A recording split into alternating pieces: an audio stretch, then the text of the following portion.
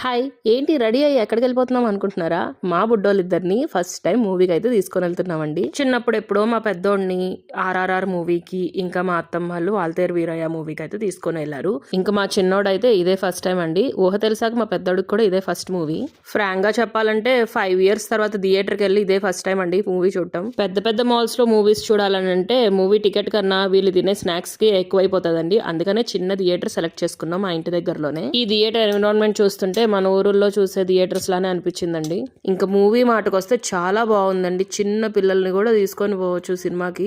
ఇంకా మూవీలో కొన్ని సీన్స్ చూస్తుంటే ఉందండి, అసలు గూస్ బంప్స్ అయితే వచ్చేస్తున్నాయి. మాటలతో అయితే చెప్పలేమండి. ఖచ్చితంగా మీరు సినిమా ఎక్స్పీరియన్స్ చేయాల్సిందే థియేటర్స్ లో అయితే.